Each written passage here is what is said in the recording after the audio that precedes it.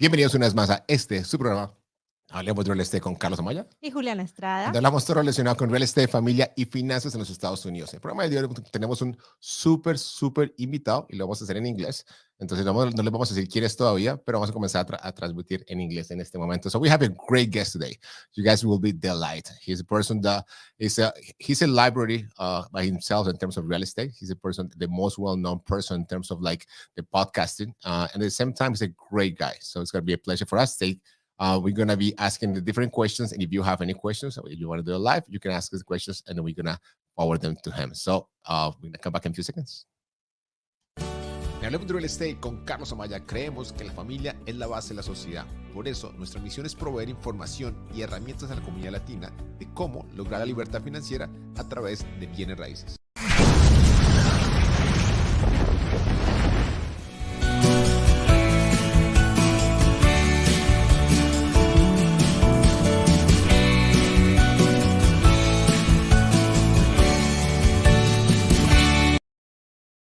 So we're really happy with the guest we have today. So he's the author of the book of Rental Properties Investing, the book of Management in Rental Properties, the book of Investment in Real Estate with No or Low Money Down, and how to invest in real estate, and the Intentional Journal. At the same time, he's a husband, he's an investor, he's a triathlete, he's a musician, he's a YouTuber, he's a blogger, he's a surfer, and most important, in all of them, he's a Christian, and he was a main host of one of the best, if not the best, podcast around, but obviously the best one in real estate. So for us, it's an honor to give the welcome to someone that we admire a lot, and his name is Brandon Turner. Hey, Brandon. You guys, thank you. That was a phenomenal introduction. You guys are the best. Thank you for having me today. I have not been this excited to do a podcast in a long time. Ever since we started talking about this show, I'm fired up. It's gonna be good. Wow. We're super excited. Something that I want to share with you. I've been practicing this since like 5 years ago. Even before I had a podcast, even before I knew that I was having a podcast. I remember listening to you, and I was like, I used to do radio for a law firm 9 years ago. Yeah, more than that, like 9 years ago. So I was driving, I was commuting for an hour, and I was doing the introduction. At that time, sound better when I was in my car by myself. But yes, so I'm really happy to have you here. And like I told you before, my wife is a huge fan of you, in terms of like as a person, and in terms of the Instagram and presence and everything else that we're going to talk about today. But as always, before we start anything that we do, we're going to pray, and we invite anybody that's listening to us live or in a pre-record to join us, and then we're going to start asking you a lot of questions. I hope you're ready. All right, let's do it. Yes, let's do it. So, beautiful God, we are so thankful, Father, because this moment, we give all the glory to you, Father. Thank you for bringing this amazing guest to our podcast, Father. Thank you for allowing us to share his heart, his mind, his work, Father. You have been doing amazing things in him, and we are presenting this opportunity at this time for you to speak to us, Father. May your spirit be the one that is guiding us. May you bless our guest, Brandon. May you bless my husband. May you bless our conversation. May you bless our families, his beautiful wife, Heather, his beautiful kids, our girls, our teams, Father, everybody that is part of this works and these companies that we are building with you, Father, as the CEO, as the head in everything that we do. May you allow to be in this conversation. We present everyone that is going to be listening to us live. After that, Father, may you allow them to see you in our words. In the name of Jesus, we say amen. Amen. Amen. So I never prayed on a podcast before. I love it.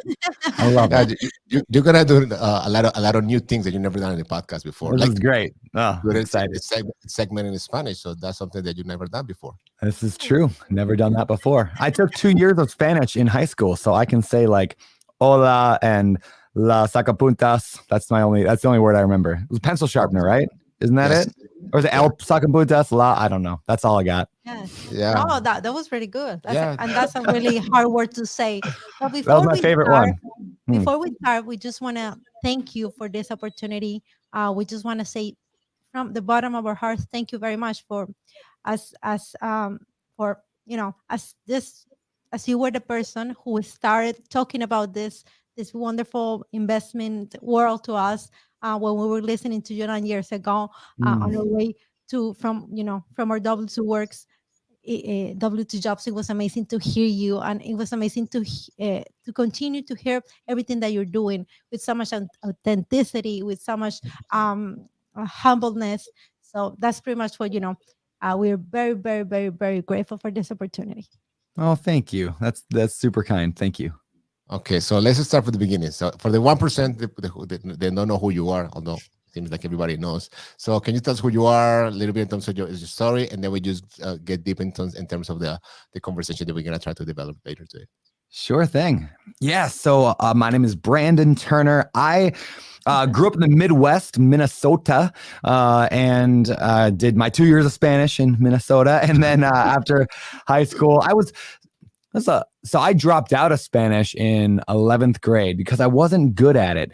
And I don't like that attribute of myself back then is whenever I was not good at something, I would drop it. I did that all the way through high school and college. If I couldn't be great at it right away, I didn't want to do it. I am so glad that shifted a little bit over the last few years. Like now, I like running towards hard things today. So I left high school, went to Washington State after a brief year of college, and I met my wife in college. So I moved to Washington State to be closer to where she was, and I bought a duplex. Well, I should say first I bought a house and I fixed it up and sold it. I made a little bit of money, which got me excited about real estate. Bought a duplex. I lived in one half, rented the other half out. And that changed my life because all of a sudden I had cash flow, like money that wasn't tied to the hours I was working. And that was such a mind-blowing thought at the time. Like I did a bunch of work.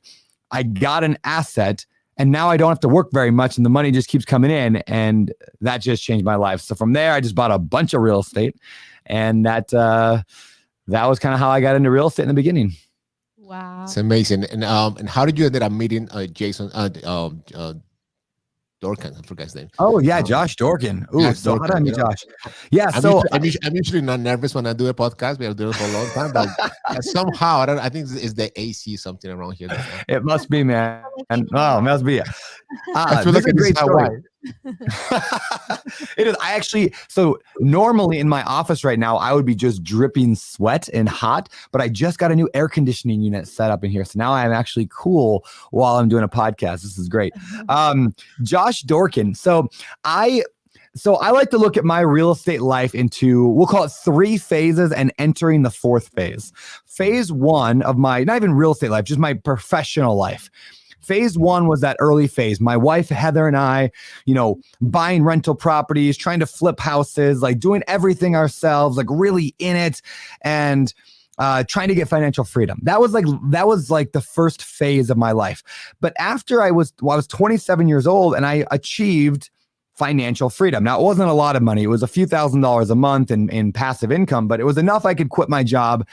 And I sat on a couch for a while and watched TV because I didn't have to work anymore. And then, you get bored pretty quickly when you're sitting on the couch watching TV. Being there, and then you call everybody, and everybody's working. Yeah, exactly. Yeah, everyone else is working. I'm like, well, what do I do with my life? So I start looking online on the internet. I just bought a new computer. I'd never really been a computer guy. I get a computer and I type in like what to do when tenants don't. Well, that was actually earlier. I should say what to do when tenants don't pay rent, and I found BiggerPockets.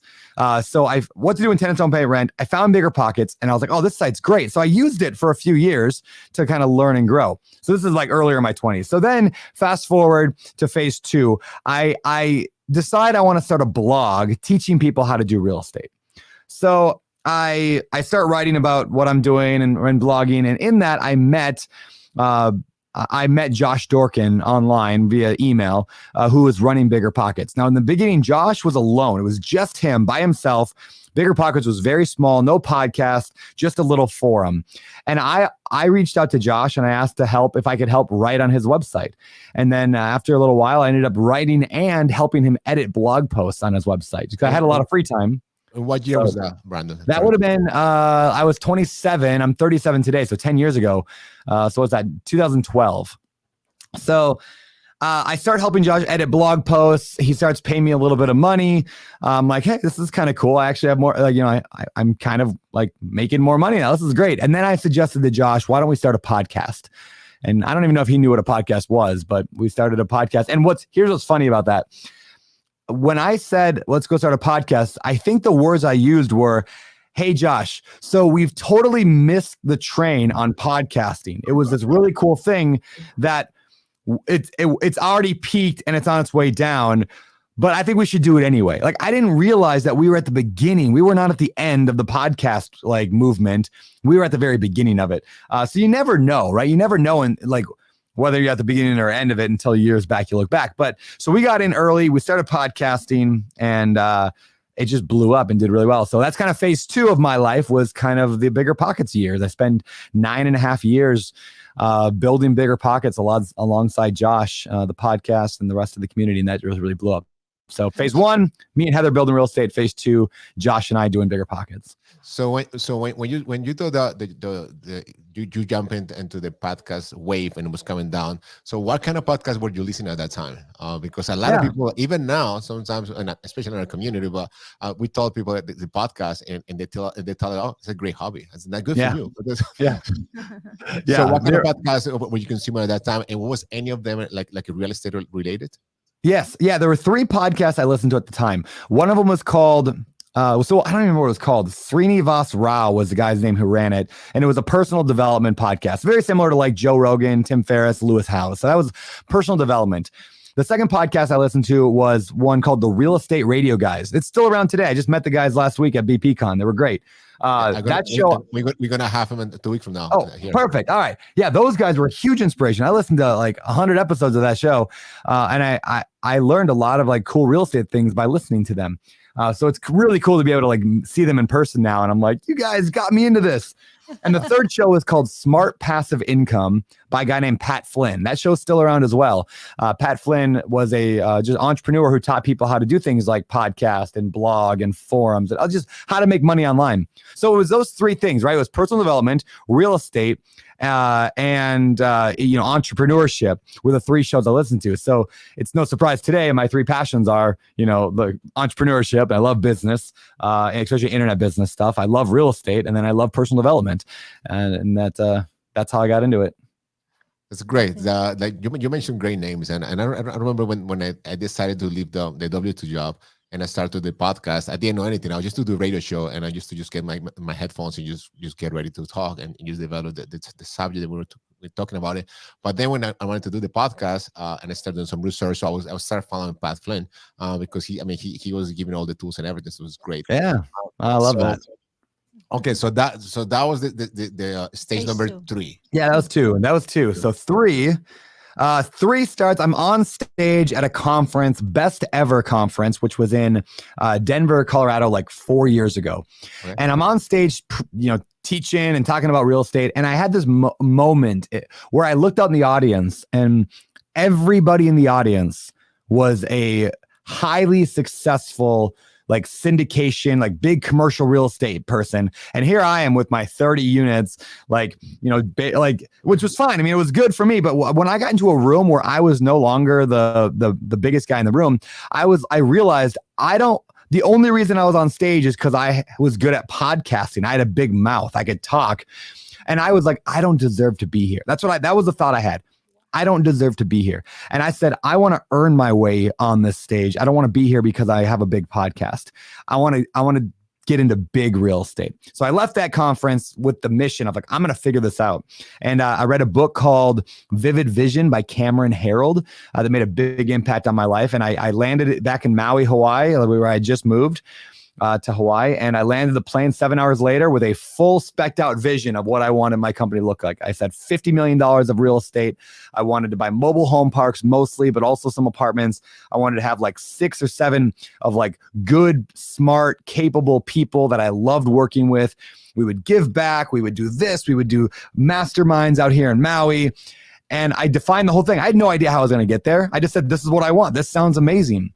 And, so we started to build, and we started to bring in people, and the goal was $50 million of real estate in 3 years. We did not do $50 million of real estate in 3 years. We did $300 million of real estate in that same period. So we blew past the goal, because when you have, and this is the truth, when you have a vision and you have amazing people and you have like systems or a system, a management system to align those things together, like failure is almost impossible. When you have a vision, when you have the right people, and you have a management system to get you there, to kind of bridge the gap between those two, like anything is possible. In fact, you will blow out your goals out of the water when you have those three things. So phase 3 was all about building commercial real estate. So today, which I'm still in phase 3 right now, today we're up to 7,400 rental units across about 20 states or so.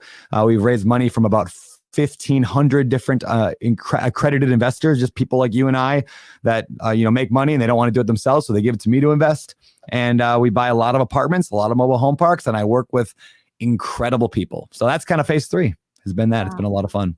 Looking forward to phase 4. But before we get to phase 4, something that I wanted to mention that I really admire you in terms of like you showed yourself vulnerable. You say, okay, so I have the like kind of like imposter syndrome, and I took action. You could have said, listen, I'm too good. I have a brand. I have a big mouth. And that's something that you mentioned in a different podcast is that you don't like your voice. I mean, that sounds kind of weird. Yeah. It's such a thing. Like when you look at the Bible, right? Like Moses was not good at talking. He says it several times, and God loves using people who are not good at something, right? Like God just loves that, right? He's like, I'm going to take this person who's really not good at that thing, and they're going to use that thing to be good, right? The thing I've been most self-conscious of my entire life is the way that I talk. I've always said I hate the way I talk. I was in some theater when I was in high school, but I never even wanted to talk on stage because I didn't like the way I talked. And it's my biggest self-esteem issue. And it's ironic, or it's a testament to God's grace that he would use my voice to give me everything that I have today, and all the impact that I've been able to be a part of through Bigger Pockets is because of the thing that I hated the most about myself. It's it makes me wonder, for people listening, like, what is it that you think that you're not good at, or that your biggest weakness is? And like, what if that becomes a thing God wants to use to change the world? You never know. And definitely that happens a lot. Yeah, our biggest really does. becomes our biggest strength. That That happened to me too. In terms of happened to me. that happens to me in terms of my voice. I don't like my voice. My wife keeps saying, like, you have to listen to the show, see how can we improve. I was like, you listen to the shows, let me know what should improve. And I remember Not only that, remember, sorry to interrupt, baby, but my husband, we're originally from Colombia. We're immigrants.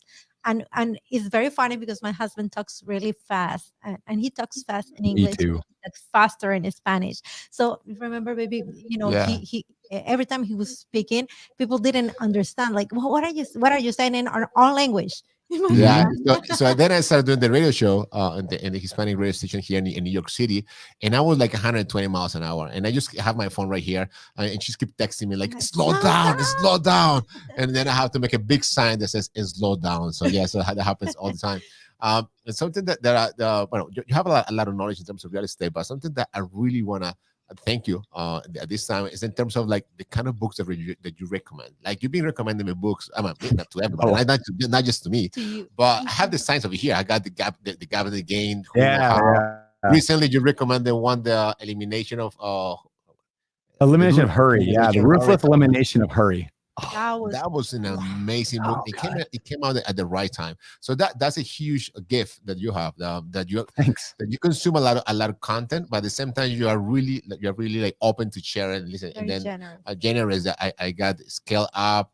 I mean, a lot of the ones that you mentioned. The Rocket Fuel. Like the E-Myth, like a lot of them. Yes, something that I want to say about that is very unique, and it's something that I really, really like about your style, Brandon, is that you not only talk about money, or how can you say, the luxuries on everything else that most of the investors unfortunately associate with real estate investing is usually associated with Lamborghinis, cars, except I really, really, really, really, really love how you're able to show what is important for some of us. That is that. Yes. Yeah. I know that you have fun here. I mean, I am. Yeah, I love it. Well, I mean, because at the end of the day, like I even the guys who are like all about Lamborghinis and the fancy cars and the fancy watches and all that.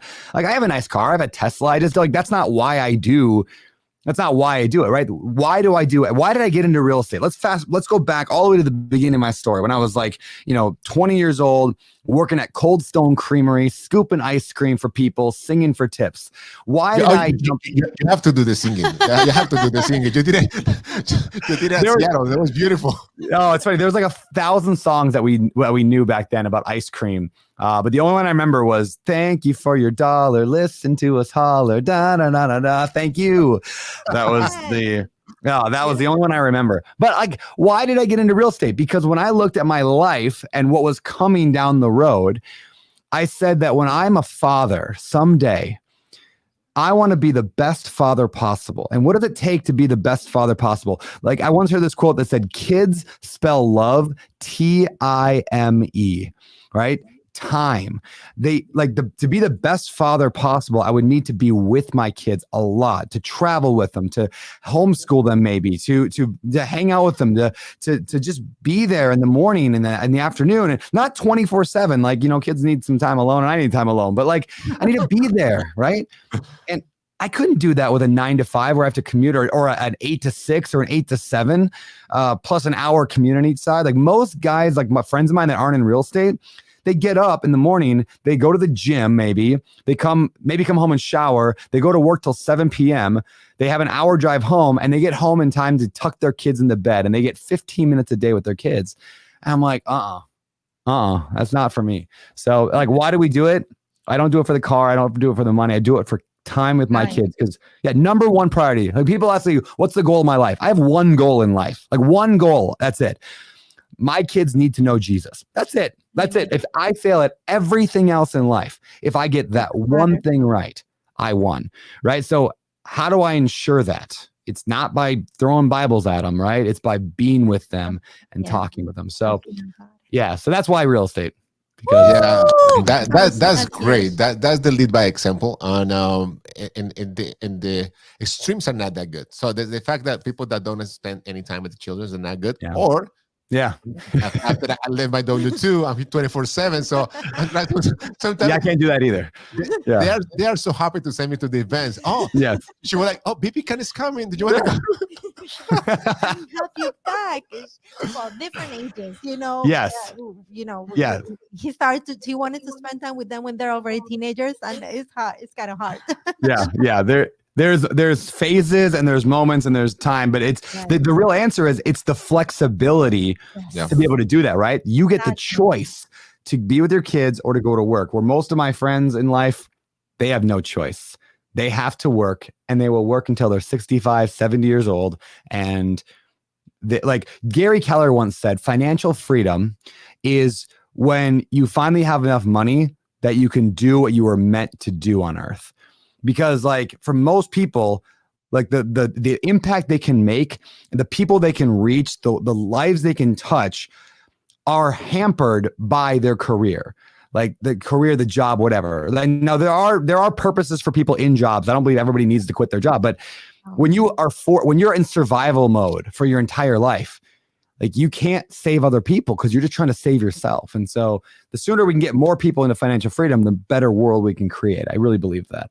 Yes, and two things about that, maybe before you continue, my love, is basically we share the same mission, and that's basically how we start with Hablemos de Real Estate. Hablemos de Real Estate is basically a gift from God and a testimony of the financial freedom that He helped us accomplish through. You were part of it, very important part of it. Every time that we will listen to your podcast, to Bigger Pockets, we were listening to your voice, and we were listening to every question that you were making to this amazing guests and all the investors that share their knowledge, their experience, the good and bad. So that really helped us. Like if they can do it, we can do it. That was amazing. And but the primary goal was that, like, to be able to open something in Spanish, because our podcast was originally in Spanish. It became in English because of you. I wanted to interview you. I wrecked it. I wrecked your trend. It became bilingual, but it was originally in Spanish for our Spanish community, for them to realize that, as Hispanics, we work. Most of our Spanish communities, families, they work too much extra, like full-time, extra, part-time, like weekends, all the time. So our children were growing. Most of the children are growing by themselves. So we wanted to show that. That's basically what, how do you translate or phrase? Yeah, I have a like like a Slogan. slogan that we close out. We say something like um I want to try to try that in English. The family is the base of society, and our goal is to help families become financially free through real estate investing. So, in Spanish sounds better because I'm saying it's hundreds of times, but pretty much is that it. So that's our goal, and that's when you say that's when we get emotional. It's exactly where the values are aligned on, and that's unbelievable. And the second thing that I loved, because you mentioned that before, it was in regards to to knowing what it was that it matters. And also you mentioned when people is asking you, enough is enough, what are you doing, what are you doing, is this compared to greed? As when we're followers of Jesus, we are always, I don't know, we're always double thinking everything. Like, oh, we're making sure that money doesn't become our God, Yep. because we know who our God is. But at the same time, how much time are we spending? What is the best use of our time, of our money? So it gets very, very, very intentional about what we do. You Yeah. share a beautiful answer that I love it. I love it. Love it. You were talking about time and choosing that you are able to choose to work 5 hours instead of 100 hours a week, and there were so many things that you mentioned there that it's just a podcast on their own. Yeah. Yeah, you bring up a super interesting point too, right? Like a lot of Christians and other religious groups too, like they look down upon wealth, and the Bible says, like the love of money is the root of all kinds of evil. It doesn't say money is the root of all evil. It's just the love of money. Like greed is a root of a lot of problems in the world, and we all agree to that. Does that mean we shouldn't pursue wealth? We shouldn't pursue it. I don't think so. I think it's kind of like nobody ever says, "Hey, man, you're looking really healthy right now. Don't you feel like you're gonna get a big ego? Maybe we should pack on 150 pounds on you to bring you back down." Like, nobody says that about health. Nobody says that about like, "Hey, you've been a really good father lately. You've been hanging out with your kids a lot and like really pouring into them."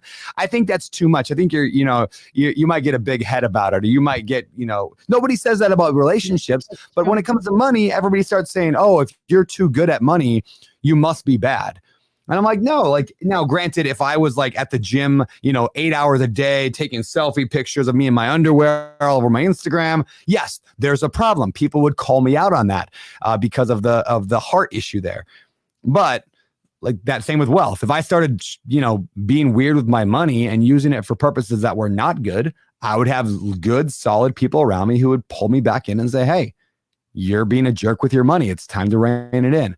And that's how I look at wealth. I think wealth can solve a lot of problems. I think God gives people gifts in certain ways. Some people they have that gift of faith, or they have a gift of helping people, like serving at a soup kitchen, or they have people have a lot of gifts that they're really good at.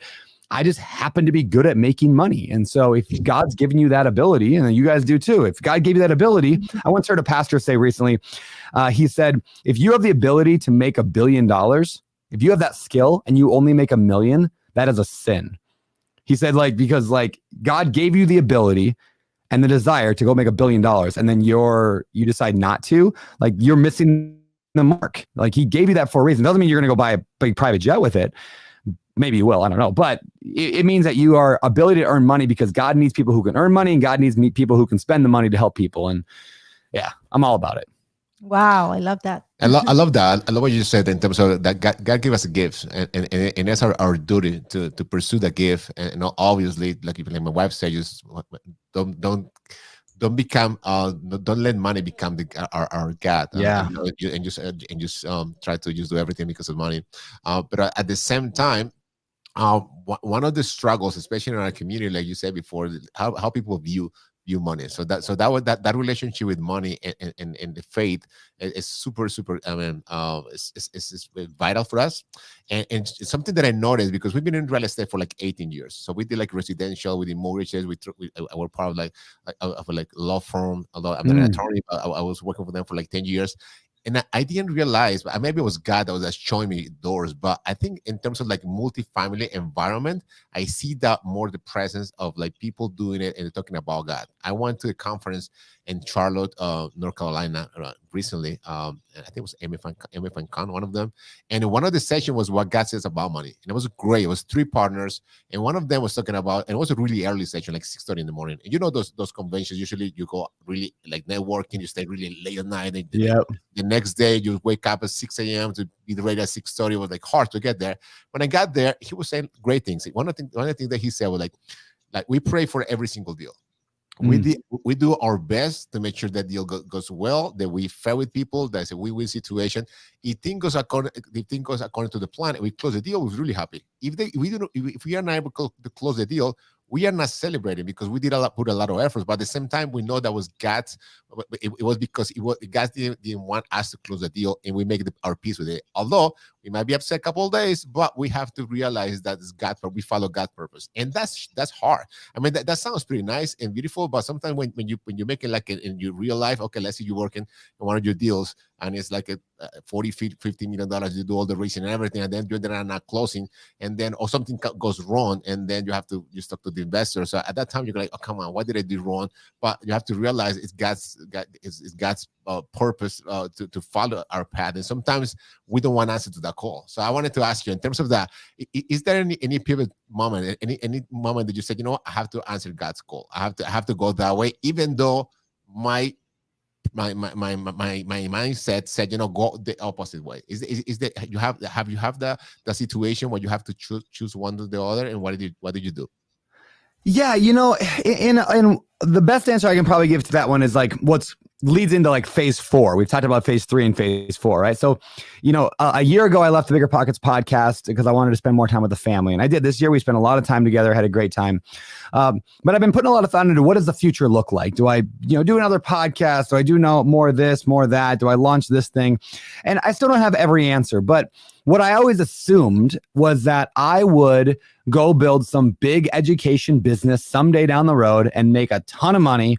Because like a lot of people know who I am. So if I went out there and offered a $30,000 course on, multifamily, I'd probably sell a whole lot of them. I'd probably be the biggest multifamily guru out there, and I'd make so much money, and I'd have a private jet, and I'd have blah, blah, blah, and I'd have all this stuff, right? And that was the kind of in the back of my head that's been the plan for a while to eventually do that. Then I was on this mountaintop with, and I heard Tim Tebow, the Christian football player, Tim Tebow speak. And it was such a life-changing conversation in that, like, I could talk for an hour on just what Tim talked about, but his basic gist was like, yeah, I'll sum up. It was like, he's like, look, you may think you have time because you're in America, everything's going good for you, everything's fine, but you know what? You might have time, but they don't. There are people struggling and dying and starving and getting human trafficked and all this stuff every single day. You don't have time like you think you have time because they don't have time. And that was a huge part. And he's saying, like, let's just go. Let's get, like, he said this phrase I'll never forget. He said, I don't want to enter heaven well rested. Like, I want to run. Like, it's like you're running a race, right? Paul talks about this in the Bible, right? Like run as if you're going to win the race. Like, there are many, we've probably all seen those viral videos of like, of a person running a race. And at the very end, they slow down and kind of walk and celebrate. And then somebody runs right by them, right? I want to run across that finish line, knowing that I gave 100%, that there's nothing left in my system. I came across like just out of breath. And I was like, my entire, everything changed. It was like God saying, like, no, your future is not about you, a private jet, a bigger house, more vacations.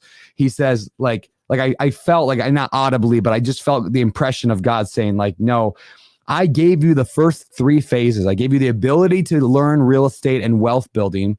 I gave you the ability to learn internet marketing and business. And I gave you the ability to learn like how to grow a large business, like a real estate business, like I've done now, along with the personal development obsession that I have on like getting better and reading and all that. It was like him saying, no, I gave you all of this, not for a jet, but I want you to work for me. The rest of your life, now you're going to take those things that you got and you're going to work for me. And what does that look like? I don't have a perfectly clear answer yet. I got a lot of fun ideas. But that's phase 4 is Not how do I make $1 billion for Brandon Turner, but how do I make $1 billion for the kingdom of God? And that's where I'm headed. That's phase 4. And it's going to be exciting. Man, you give me chills. Especially because like it's a battle inside, like in our mind. Like, for example, in my case, I try to like be proud of the product that we do in terms of real estate, content, and everything. And then God reminded me, it's me. It's a God. I'm the one who gives the talent. So to God be the glory. And I did. And when I do that, I feel great in the open, like the door, like a lot of the doors are open. I did the Tri-Familiar podcast with Jamie Gruber in Miami. Yeah. And then I was talking. He was asking me all those things because I have a lot of things in my health. I have issues. I have cancer in 2012. I have 12 brain surgeries from 2015 to 2017. And at the end of the podcast, he was asking me like, "Don't you think like maybe like I don't know, maybe you took better care of yourself? Maybe you prevent all those issues?" I said, "Well, I started the opposite. I was in the best shape of my life before that happened, and I think God wanted me to be so strong, so I was going to be able to go through it. And then when that happened, and now He's opened all the doors, I have to give Him the glory because that was Him the one. I mean, of course, the doctors are an amazing doctor. I was so blessed to be able to have one of the best doctors in New York City, but at the same time, He was the one who was guiding them. So what did you say before that touched a lot of nerves because it makes a huge sense, and I'm sure we're gonna have this clip and we're gonna repeat it multiple times because it's amazing. It's pure gold. And thanks, man. you know what you said before in terms of like just give your all. I just read in a book. I don't know if you read it already. It's called Die with Zero. I'm in the middle of it right now. Yeah, it's really good. It's amazing. And he's talking about that, you know, and instead of just wait until like you are 80, whatever it is, and you want to like say, oh, I'm such a great guy. I'm going to leave a couple of millions to this charity. No, just give them now that they need it. You depart your money right now. And that's why when you were talking about that, I was thinking that I was gonna try to recommend the book to you, but you already read it. So yeah, I'm in the middle of it right now. I think I heard about it. Yeah, probably from Jamie, actually, Jamie Gruber, or somebody maybe on the Tribe of Millionaires podcast. But yeah, really good. Probably. And quick question in regards to where you just comment, Brandon. How do you do? Because that's one of, the biggest issues of probably we as humans have indecision. And I'm thankful when we have faith, we know that God is our GPS, and whatever decision we make, once we consult with Him, He will guide us. And even so, if we make a mistake and we go the other route, He will redirect us. But how do you do to make those decisions, especially those big decisions, and to take action over? Because it's very easy to dream but you are able to dream and to partner with God to make them a reality. How do you make those decisions? Yeah, that's a good question. I'll see if I can answer this and see if we can come to an answer here. So I'm a big believer in, we talked about this earlier, the Vivid Vision book. I'm a big believer in having a vision, right? Of where are we headed? Now I'm very careful to keep in mind, obviously we can make plans all we want, but like they have to be, I don't know if approved by God is the right phrase there, but I want to be in alignment with what God wants. But I'm a big believer, like a lot of people, when it comes to vision, they're sitting there waiting for God to tell them what to do with their life. Like, to tell me what I should do with my life. Tell me what business I should build. Tell me this. And so in the meantime, they're sitting on their phones for 10 years, or they're sitting, scrolling through TikTok and Instagram, or they're watching TV, and they're not doing anything. When I think about my daughter Rosie, who's 6 years old, if she were like every day going to me like, Dad, what do you want me to do today? Like, tell me what to do today. Tell me where to go. Tell me what to play. Tell me what interests I should be interested in. Tell me what goals I should set, Dad. Tell me what I should try. I'll be like, figure it out on your own. Like, this is your life. Go do it. I want to bless you, Rosie, in whatever fires you up. And I want to pour into you and reward that. Now, there are times where I need Rosie to go to the store with Mom to go get something. That's just like God has things He wants for us in specific times. But don't you think God just wants to bless us with the desires of our heart, as long as they're in alignment with Him and in the character that He wants for us? So in other words, rather than waiting for God to tell you what to do, why not take some steps of faith and say, that sounds amazing. Let's go. What do you think, God? Right? Like, and get excited and tell God what you want to have happen. So that's what I do. I'm like, this is what I want to do. Is that cool, God? Are we good there? Like, I'm not like, let's go. Right. And then whenever I do that, like he blesses it so much. And the few times in life where I've been like, no, this is what I'm doing, it has been very clear, very quick that is not right. Like I was like, I'm moving to Denver to be close to the Bigger Pockets team. This was like 10 years ago or 8, I don't know, whatever years ago. I was like, we're moving to Denver and we're going, hey, we're selling our house. We're going to do all this stuff. And then like that weekend I go to a pastor's conference and every single speaker said the same phrase. God has you right where he wants you. Do not quit your ministry. And I was being a part-time youth pastor at the time and a worship leader at a church. And it was over and over and over. God has you where he wants you. So like, I'm like, all right, thank you. Like I had a vision. I had a plan. I went for it. God was like, no, actually, no, I need you there for a while more. And then when I was like, I want to move to Hawaii, this is now like 5 years after that. I'm like, I want to move to Hawaii. God was like, here's all the open doors you could possibly get. Just walk through them. Right. So, all right, let me go back. So vision, cast it, know where you're going. And then I just work backwards from that. What a practice that they call goal setting to the now. It's from the book, The One Thing from Gary Keller and Jay Papasan. And goal setting to the now is simply, if your 10-year goal is to be retired from your job and to have $1 million net worth, let's just say, what do you have to do this year to be on track for it? Well, you'd be like, okay, well, this year, then I got to buy my first multifamily real estate deal. Okay, great. If that's the goal for the year, this quarter, what do you got to do? Well, I gotta read a book. Well, let's say even go more than that. I got to make an offer. I need to build my team and make an offer by the end of this quarter. Okay, great. So to be on track for that, by the end of this week, what do you got to do? Well, I got to finish Brandon's book, The Multifamily Millionaire, Volume 1, by the end of this week. Great. What do you got to do today? I got to go buy that book from Barnes & Noble. Okay, great. What do you got to do right now? I got to get in my car, right? So my 10-year vision of being financially free and having $1 million net worth and changing the world because now I don't have a job anymore all comes down to a 30-second task, putting on my shoes. That's it. Right. So when you have this practice of looking at the future and then working backwards to the moment, like the decision-making process is super easy. Am I going to put on my shoes or am I not going to put on my shoes? And then I'm going to put on my shoes. And then what's my next step? And then the next one and the next one. And everything is perfectly aligned within this vertical of where I'm headed. And therefore, decisions are way easier when you do that way. I would say most indecision is simply caused by not doing that. It's simply like indecision is simply laziness, maybe in a lot of ways. Or indecision is this idea that there has to be one perfect answer. Oh, should I go to that Barnes & Noble or should I go to that Barnes & Noble? Who cares? Just go to Barnes & Noble. Like it doesn't matter, right? So that's how I make decisions today is, does it align vertically with where I'm headed all the way down from a 10-year vision all the way down to the next 5 seconds?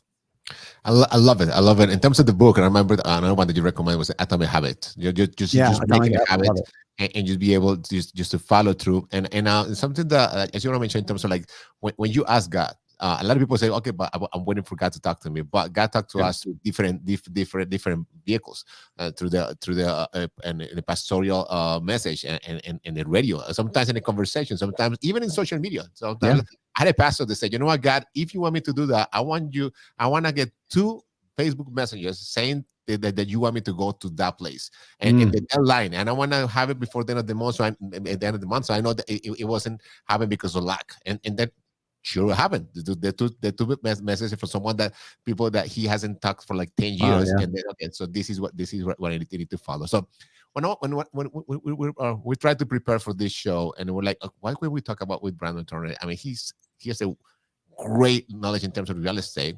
But at the same time, you have a lot of knowledge in terms of the other things. So I went to the conference last year, VPCon 21, and you were talking about the 4 mindset levels. And to me, that was huge. I mean, of course, house hacking, Burr, all those things, I mean, it's great. And you've been saying that so many times. And this too, but I think that the fact that if someone listens to that, and I want you to go through it, if you can, and apply it, that's unbelievable. I mean, you can change your life. Of course, you need the mechanic. You need to figure out what you want to do, what the strategy and everything else. But definitely, if you figure out the 4 levels of mindset and how can you, or your abilities, or where you are, and if you want, like you're gonna say it obviously that all of them are good, but if you want to reach like the next level, you have to decide which one applies to you. So go ahead. Yeah. I would love to talk on that. This is one of my favorite things in the entire world to talk about right now. And that is the way, when I say mindset, you know, a lot of people look at that, you know, they have different definitions, but here's how I'll define mindset. Mindset is the way in which you approach a problem. So the mindset that I have, the way that I approach the problem of building a business, if you're an entrepreneur, investor, whatever, there are 4 mindsets that I like to lay out there. And none of them are wrong. Like each of them, I've done all 4 in different businesses. Sometimes I like one versus another, but just know that every level, every mindset level I'm about to talk about does have a limit. You can only grow so much with each one. So let's frame this with an example of a business. You want to start an ice cream shop. You would decide that selling ice cream and singing for tips like I used to do, that's the future. You want to open an ice cream shop. What mindset do you take with that? Now, some people take level 1 mindset, which is what I call the DIY mindset. The DIY mindset says, I'm going to learn how to make ice cream. I'm going to go out and find the building. I'm going to go call up a real estate agent and they're going to help me find the building. I'm going to learn how to make ice cream. I'm going to go to the franchise maybe thing, or I'm going to work the front counter. I'm going to scoop ice cream for people because that's what I do. And I would say majority, 90% of business owners, small business owners, and real estate investors are included in that. They begin here at the DIY space. It's just the easiest one to begin at for most people. That's where our mindset's naturally at, is I'm going to go do it. But it's not the only mindset. You don't have to start by being that person. The second mindset is what I call the project manager. A project manager is somebody who hires different people for various aspects that they don't want to do. So to go to the ice cream analogy, they might say, okay, well, I'm going to hire that real estate agent to go find me a property. I'm going to hire my brother Jim to actually scoop the ice cream because he's pretty good at scooping ice cream. I think I'll hire that one bookkeeper lady over there. I can hire a third-party bookkeeper. She'll take care of the numbers, but I'm still working heavily. I'm just not the one actually scooping ice cream. That's level 2, is project manager. Okay, nothing wrong with it. It's a great level to be at. Level 3, though, is what I call like the COO, a chief operating officer. It's the person who's at like the top of a business that's running things. That person would look at the ice cream situation and say, okay, well, what does our team need to look like? We need to have 5 frontline workers that are scooping ice cream. We need to have a marketing person. We need to have a salesperson. We need to have a person in charge of the actual ops of the business, like the HR and all that stuff. We're going to need a bookkeeper in-house, and we're going to build a company and a culture, and I'm going to run it. And so the way I visualize that is like you are in the middle of a circle with a bunch of people surrounding you. You are the boss, you are the manager, and you run all these people. That's the COO position. And that's the highest position most people ever get to. Most people start at the bottom, DIY. They start hiring people eventually, and they get up to project manager. They hire more people, and they build a kind of a company. And now they're the COO. And for the rest of their life, they operate as a COO. There's nothing wrong with that, except for the COO still has to work a lot of hours. They're still there working. There's a 4th level, though, that I call the architect. And the architect is somebody who builds the business from the outside looking in. They say, that is a business I want to have. I'm going to have somebody else build that. And they build not from the bottom up, like doing everything themselves and slowly hiring. They don't build from the bottom up. They build from the outside looking in and from the top down. So outside looking in and then top down. In other words, they hire a CEO or a COO to run their business. And the COO goes and figures out, how do you like, where should we go and put our business? How do we make ice cream? What's the best thing to do, right? Another example of that architect would be, I'm just going to go out and buy an ice cream company that's already running and already has a CEO in charge of it. I'm just going to go and invest in that company and I'm going to own it, but I'm not going to work in it. That is that level 4 architect person. And again, nothing's wrong here, but when we automatically assume that we have to get in our business and do everything ourselves, you're ignoring that there's 3 other possibilities here. And I never felt good in a DIY. I never felt good I felt okay in DIY, but I never felt good in project manager mindset. I never felt real good in the COO mindset. And then once I got to the architect mindset, it was like I get it. Like another word for architect, I would call energy. You bring the energy. Think Richard Branson, Elon Musk, David Osborne from GoBundance. A lot of this mindset idea came from him because David Osborne, who founded GoBundance, he is the quintessential architect. He doesn't work in hardly any of his businesses. He simply says, that is a business I want to have. And he brings in partners or really, really good people in charge, and they run the business, and he just hears about them once a quarter or once a week or once a month. So that is the 4 mindset levels in a nutshell. Again, nothing wrong with every level, but every level has a limit on how big you can grow. And also, the lower you are on that level, the more hours you have to work and the less money you make. Who's making the most? Who's working the most at the ice cream shop? The person scooping the ice cream. They have to be there every day. Who's making the least amount of money? The ice cream scooper. Who's making the most money? The investor, the owner of the ice cream shop is making the most money. Who's working the least? The owner. So I would encourage people to think upward, expand their mindset, and to get into something, try to get to that energy level. It's pretty fun. Definitely. It's something that as a community, the Hispanic community, we struggle with, because we have our mindset is that we have to work really hard, Yeah. And they even say, like, they try to quote the Bible, you have to just sweat the sweat of your, I don't have to say that in English, but so, and unfortunately it's that switch. I had a guy one time, he did one of our mentoring programs and everything, and I was like, okay, so you're ready to do like large, like multifamily invest, like syndication, and He was ready. You're ready. You can do like an LP position, because his main goal was to try to free time. And that's what he said, but his actions say otherwise. So I was like, okay, and the returns and everything, you're gonna end up making almost the same amount of money, and but you're gonna be able to enjoy your time. And his answer was like, "But I really want to. I want to. But I want to do it myself. I want to do it myself. I want to do something. I want to earn it." I was like, Yeah. "You earning it. I mean, you work so hard to build what you have right now. Now you can leverage the money." So at one point, Yes, he felt guilty. He felt like that he didn't. Yep. How can he make money? No, that's not and he good. said, "Okay, so what is the project? I was in Louisiana, 400 units. So like, okay, so what is my position? What should I do?" I said, "Nothing. If you're gonna do us an LP, you just put the money. You don't have to do anything else." So he has to wrestle with the idea of like, okay, so I don't have to work hard for my money. So as a community, we see that a lot. And also in real estate, something that we realize is the shining object. So we want to do all the different strategies at the same time. So you mentioned at the same convention, you talk about like, if you want to conquer an island, so you have to build like one road, and you have to make it really, really. I mean, you're gonna explain it better than I do. So can you because those two. I mean again. We can be talking for hours, but those two concepts, the one the 4 levels of mindset, and be able to just have like the one thing, like Gary Keller says, and then after you have that strong, and you're gonna explain it a lot better, then you can go to the second, third, or fourth business, and instead of having 4 small bridges that never reach the island. Yeah, you want to hear a crazy story about that? So I live on Hawaii, right? So we have all these different Hawaiian islands, and I'll probably butcher part of the facts of the story, but most of it will probably be pretty accurate. I heard it years ago. So the king of the Big Island, which is the bigger, the Hawaii, the island, but the Big Island we call it today, the king wanted to conquer the island of Maui, which is where I live. He wanted to conquer it, but they're like 20 miles apart. Like, it's a long way to go. So he could, take boats one at a time and go over there and bring all his men over there and conquer it. That would take a long time. He could build, they couldn't build bridges back then, right? So he couldn't just build a bridge over 20 miles. Like, how does he get all those people across?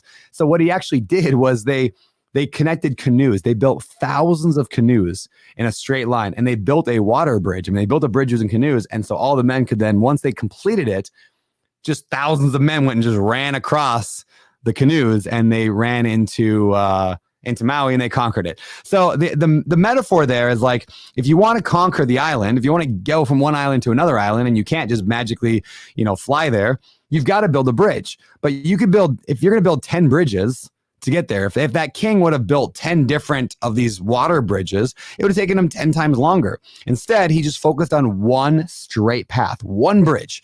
And once that was done, it was just a flow of people. He could just get thousands of people there in an hour. And so the theory is, or the metaphor is like, focus. Build a bridge at a time.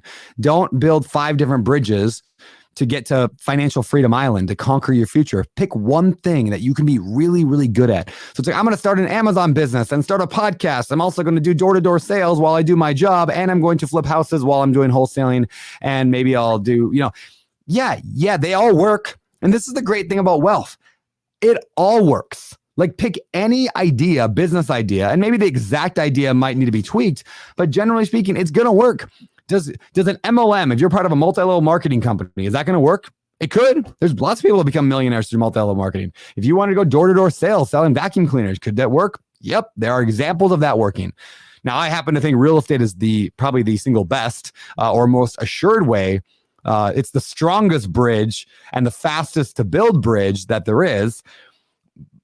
But whatever, pick a bridge and go with it and become an amazing bridge builder. Become the best bridge builder in your market.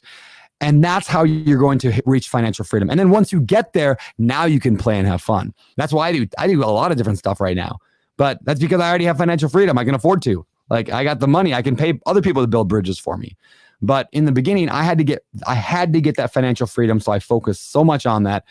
Get the financial freedom. And once I had that bridge built, then I got to go and start a podcast called the Bigger Pockets Podcast. I would not have done that had it not been for having my first bridge completed. It's amazing.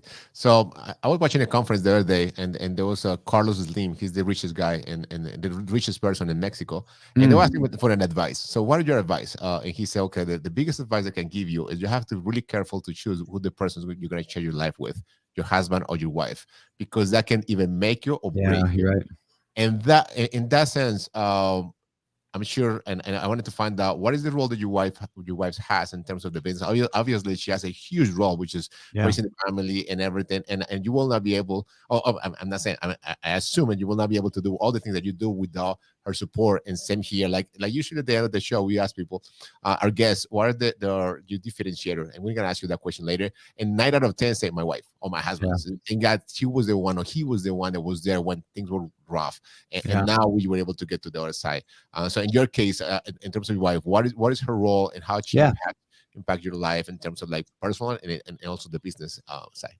Yeah, when we go back to the 4 phases, right? One thing I didn't mention earlier, and maybe I should have, is that the 4 phases of my career, my life, they bleed into each other. In fact, like phase 1 never ended. I still own some of those early rentals. So Heather and I did phase 1 together. We built our rental portfolio together. She was out there painting properties at 3 a.m, getting it ready for the tenant who's going to be there at 8 a.m., right? Like, we did that together.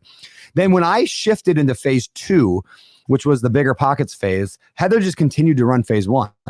And still today, she still runs phase 1. She still runs our rental properties, including some vacation rentals we have out here in Hawaii. She runs that department. And it's a small piece now of our portfolio, but it still was an important piece of our portfolio. So she ran that one for years. But then, during phase 2 is when we started having babies. So then she shifted to we could call it the second phase of her life, right? So she's got phases as well. Phase 1 was the DIY rental phase.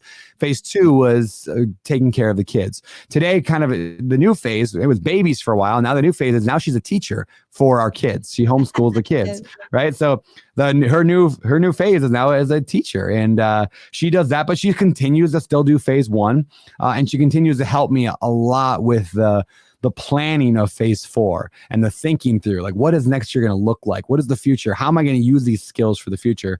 She's been huge in that. Phase 3, she's kind of kept out of. She never really got into my Open Door Capital stuff really at all, other than, and this is actually important, she thought, and we kind of had said she's not really involved. I even just said it now. She's not really involved in phase 3. But then, like, 2 weeks ago or 3 weeks ago, a month ago, whatever, I had 75 of my top investors. So, like, people have given us the most money at Open Door Capital. We call them the Cabana Club.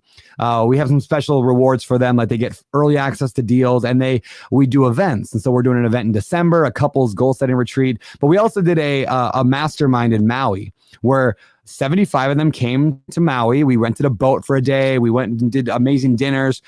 But they also came to my house for like a cocktail party. And at that party, my wife made 8 strawberry rhubarb pies from scratch in the kitchen. So she worked on it for 3 days and made these amazing strawberry rhubarb pie. Now, here we are now a month later. Whenever I talk to anybody that was at that event, do they talk about the boat?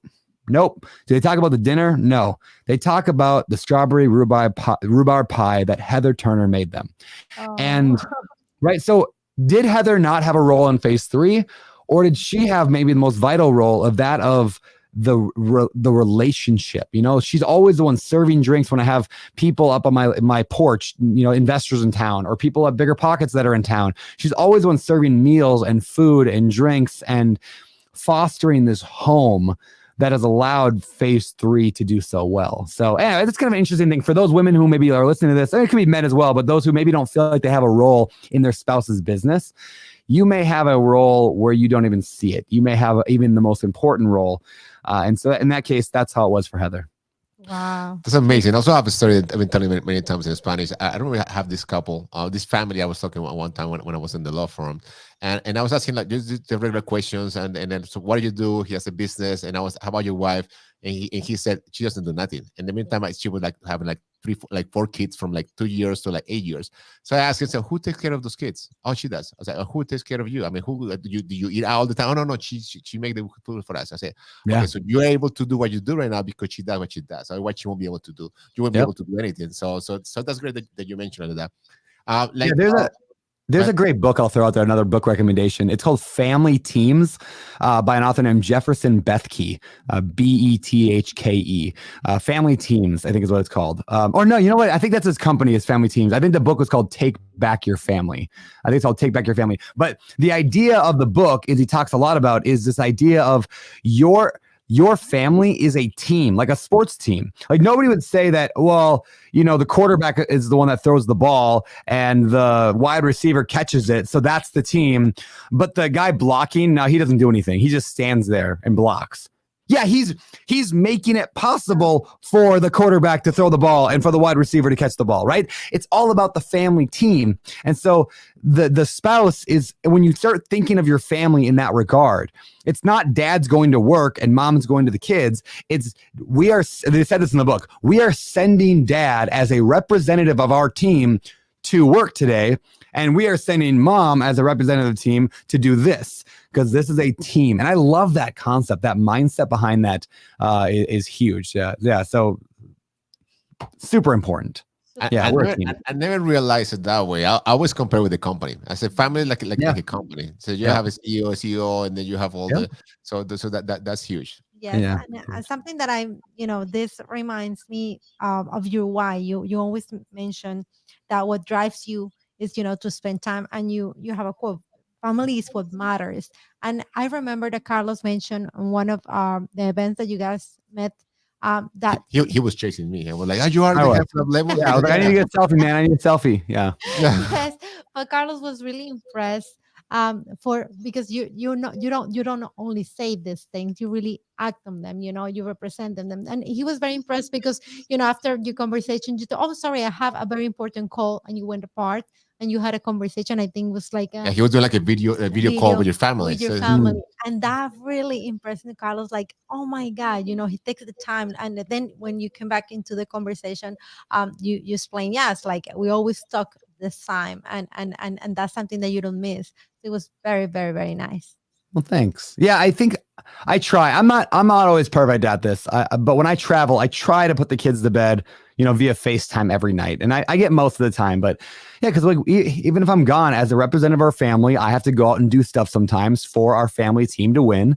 Mm-hmm. But it doesn't mean with technology today, like if I don't put the kids to bed via phone, it's just laziness or not thinking about it would be the only reason. There's no excuse other than just lack of planning that you can't put your kids to bed these days via a phone. So and that's what it was. Like we were like a networking like before in Seattle, and then you had for like just a couple of minutes and you left, and I saw you like from distance, and you were doing a video, and then you came back. You said what you said right now, like put my kids to bed. I was like, man, how many times I could have just saw someone that was in a meeting, just give me 5 minutes, go do things, and sometimes like even I have the intention of doing it, I do it later, and then when it came, the girls were already sleeping. So that was huge, and I was telling you, I forgot about it.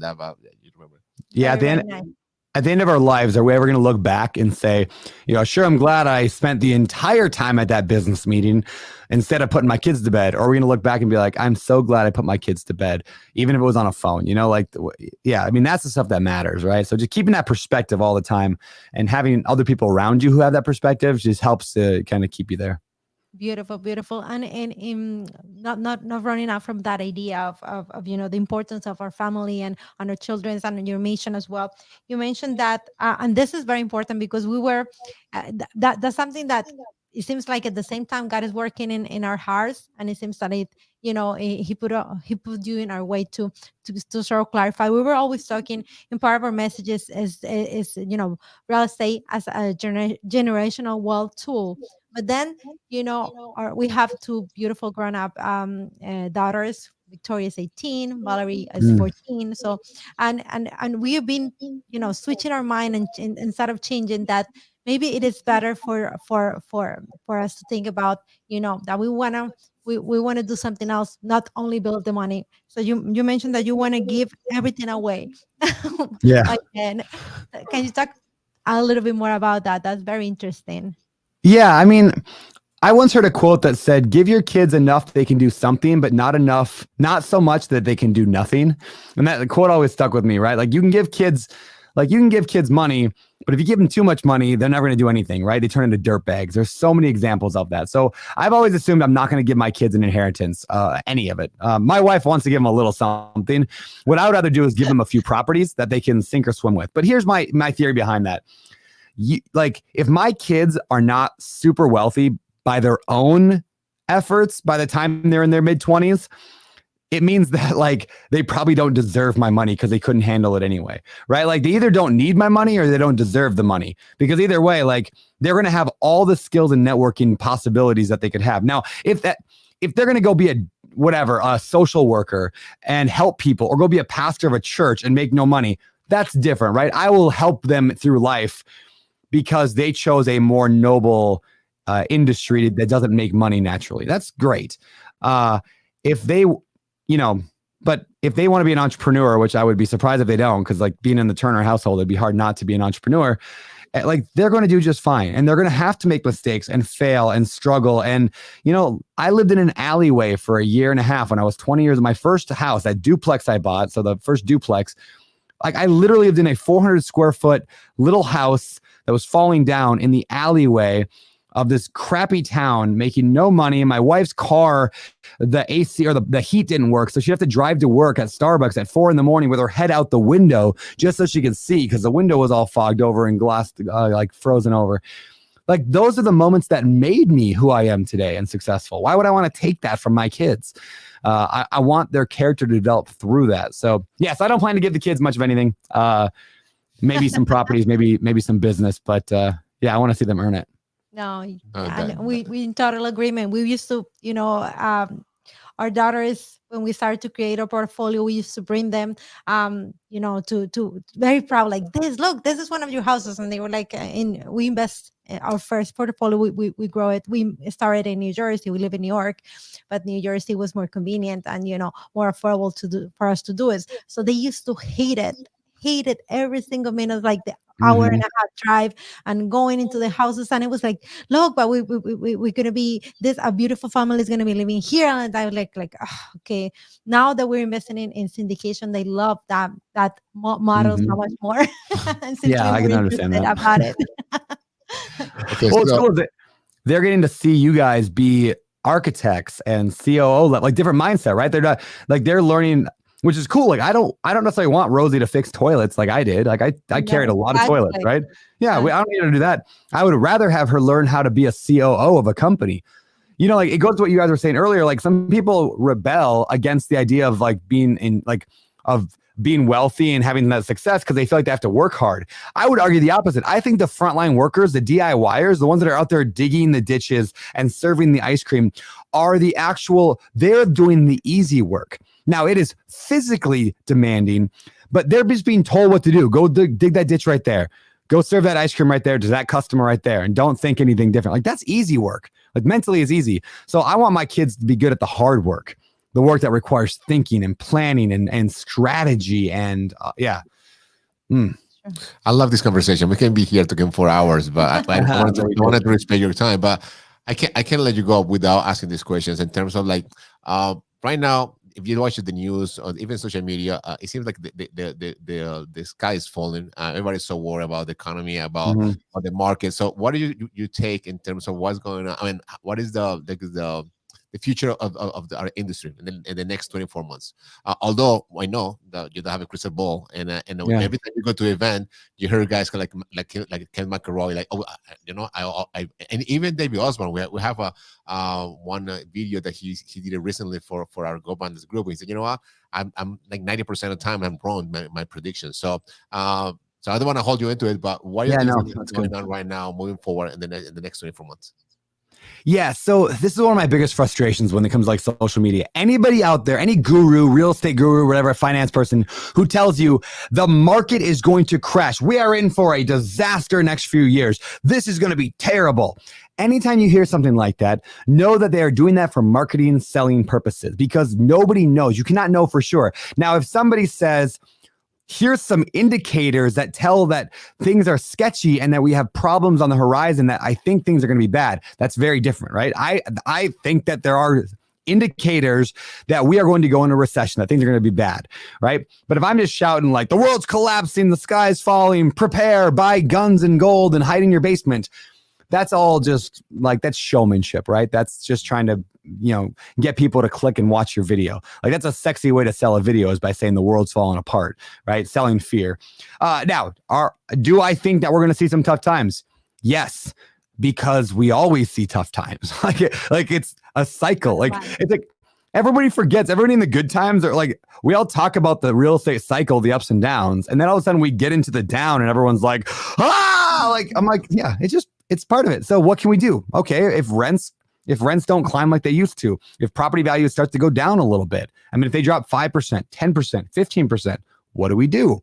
Well, right now, I'm shifting little things in my business. Okay, I'm having more reserves. I'm getting lower loan to value debt. So instead of going 80%, I'm going 65%.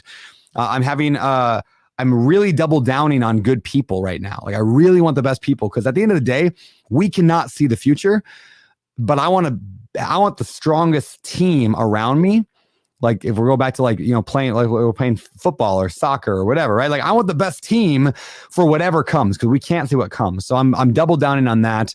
I'm buying deals with as much fixed rate debt as possible. So if it goes up, I don't really care about interest rates. And I buy deals that cash flow, and if they continue to cash flow. So yeah, what's the market going to do? I don't know, but anybody who tells you they know is just trying to sell you something. But there are indicators that we are in for a little bit of trouble, and that's okay. It's part of the business. Yeah, and it's something that I always say to people is like, if the market adjusts, adjust for everybody. So we have to shift, and then whoever shifts the faster and adapt it sooner is going to be able to grasp all the fruits of the labor.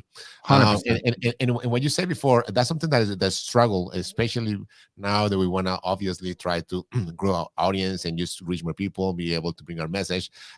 When you see those thumbnails on YouTube, sometimes, like I said to my wife, I don't want us to put like, oh, they got the sky is falling. I have the markets. We have another recession, depression. So to me, and then you look at the views, and you can say people everything's going fine, and then you have like 20 views, 20 views. Everything's horrible. Market's horrible, and then you have 1,000 reviews, 1,000 views. So sometimes I was like, man, people want to hear about stuff, but that's our nature. So fear sells. Fear sells. That's when I tell him, go watch Brandon Turner content.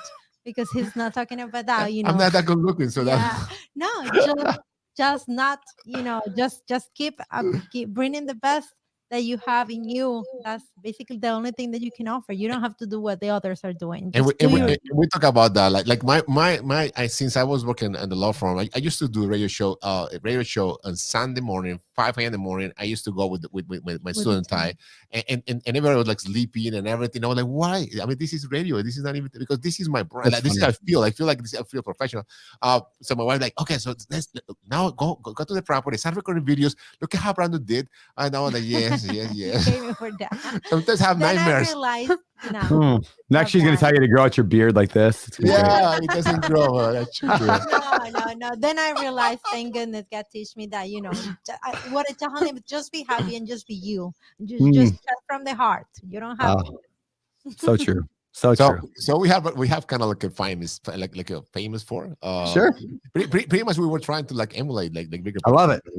So why reinvent the wheel? There you go. I stole that from somebody else.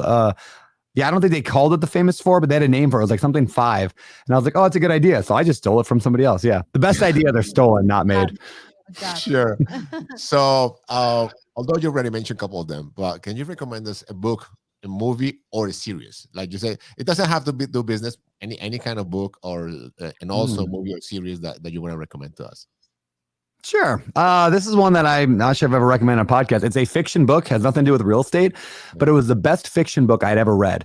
And it was called Red Rising. Just red, the color red rising. It's a kind of a science fiction book, sort of, but kind of also old school. I don't know. It was the best fiction book I ever read. So I recommend that one a lot. So read Red Rising if you want a really good fiction book to get into. Definitely. Okay. So how about a movie or a series? Ooh, I am this is not a very moral show, I'll say. It's pretty dark, but man, we can edit it. Sons of Anarchy. It was a biker gang show that took place on it was on normal TV. It wasn't like an HBO thing, but man, it was like dark show, like a lot of violence and beating people up and everything else. But Sons of Anarchy was probably the best show I ever saw. But I'd also say,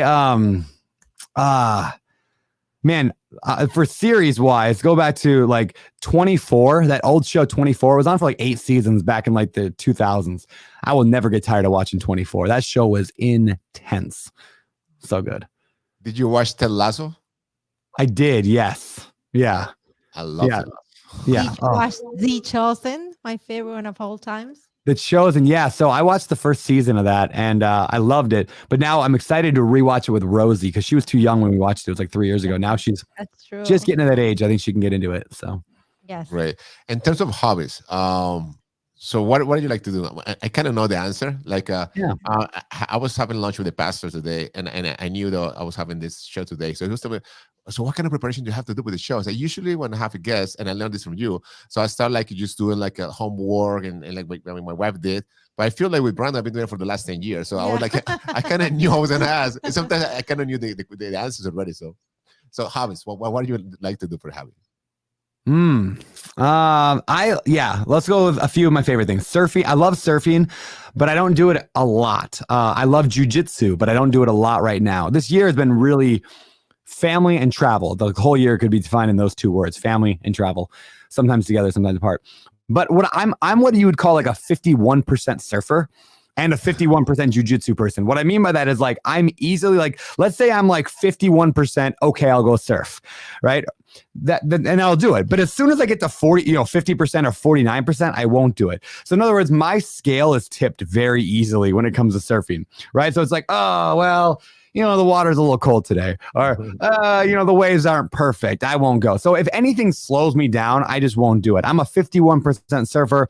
I'm a 51%er when it comes to jujitsu. I don't really want to drive today. It's a long ways, right? Versus the people who are good at things are not 51%ers, they're 100%ers, right? When it comes to like real estate investing, I'm like 100%er. Like you'd have to like really give me a bad day to not want to go and invest in real estate, right? Like, so that's my 2 main hobbies though, is those 2 things. I love playing with the kids too. We like to go to the beach almost every day or try to go every day. And just playing with the kids. That's a great hobby. And reading. I love reading. Yeah. Did you read or you listen to the audiobooks? I do a little of everything, but I mostly read physical books. And in the order of what I like, it's physical book, Kindle book, audio book. Now, probably physical, Audible, Kindle is my kind of order. It's like I'd almost rather listen to podcasts and read a physical book if I had the choice. Huh. I struggle with the reading part. I have to keep trying. Yeah, I just had a glass. I had a 20/20 vision for most of my life, and now I have to. Okay, let's go to the next question. Yeah, no. Yeah. So, hey, you want to know my best tip for reading better, or like enjoying what you read, and actually like doing it. It's really simple. It's 2 things. Read with a pen in your hand, and then underline things that you're going to teach later. When you read something as if you're going to teach it, it is the best way to be engaged with what you're doing, to be fully present in it, and to remember everything you talk. Even if you don't teach it, every book I read with a pen, and I think, I got to teach this later. I'm going to have to put this on a podcast. I'm going to have to talk about this. So I underline things like I'm going to teach it. I'm not sure I've ever gone back and looked at anything I've ever underlined. Like I don't look at books to figure that out. But the act of doing so has made me a good reader, much faster reader and way better comprehension. It's like me when I go to meetings or when I go to church, I take a lot of notes, and I think I learn a lot taking notes. And I realize I never look back at the notes. I'm like, I have all those notes. Eventually, I'm gonna look at them. Like sometimes I don't even look at them. Yeah, I never look at them. But it's the act of taking notes that makes it stick in your memory. So yeah, take notes, underline, like study. It just that's the work. It's not the review for later. So yeah, that's a great point. Yeah. Exactly. So what is your differentiator? How come you're going to be able to accomplish a lot of things that for a lot of us is like we will only dream to, like live in Hawaii, be the number one podcaster in the world in terms of real estate, and now have the Open Door Capital, and then when you go to stage number 4, be able to just answer God's call and just fulfill the destiny that He has for you. So how come you can accomplish all of that, and some people can even do that? Yeah, you remember in the Bible the story of Samson, who had a really long hair, right? And then when Delilah cut it, he lost his strength, but he was like the strongest guy ever when he had his hair. It's the beard. It's as long as this goes. Yeah, if someone were to cut him in the middle of the night and cut this beard off, I'd be homeless, living under a bridge right away. No, I would say the answer to that question, what has set me apart? I really think it just comes down to, one, luck and grace, and a combination maybe of those two things, like right place, right time in a lot of stuff. But there's also the piece of, I'm really good at what I said earlier about looking at a long-term vision and then sucking that back into this very moment and then doing that thing or getting somebody else to do that thing. And so I'm always, it's like if you're playing, let's go back to football, like American football, right? Like for those who don't know football, right? Like you got to get, as soon as you get 10 yards, you start over and you have 4 tries to get 10 yards. So you can go 2 yards, 1 yard, 3 yard, and then go 5 yards. And now you've gone 10 yards total and you start over. And then you just got to keep going all the way down the field to the end, right? I'm really good at just moving the ball 3 yards down the field every time. I'm just like, I don't do a lot of Hail Marys. I don't do a lot of like trick plays. I'm just very consistent on driving the ball forward every single day toward the end zone, toward the goal. I know what the goal is. And every day I just drive it a few yards, a few yards, a few yards. And voila, I just end up in the end zone a lot because I just keep taking those 3-yard runs. Amazing. A great answer. So I'm sure everybody knows the question to this, the answer to this question, but where can people follow you? Yeah, a couple of spots. So just give you out as I'm all over the place, but Beardy Brandon. So think Beard, Y Brandon, which almost sounds if you're looking Spanish, right? Beard and Brandon, like Beard. Brandon, yeah, which is kind of funny. I didn't plan it that way, but it's like Beard and Brandon. Beardy Brandon is my. We know it. Yeah, the Spanish people. Y'all are gonna know this. Like Beard Brandon. That's my Instagram handle. It's also my website for my personal stuff. So I have like a text message newsletter that goes out every week. That's all at beardebrandon.com. And then Open Door Capital, my company, which we're changing the name of shortly, so it'll be changed soon. But you can find it at ODC Fund. ODCfund.com.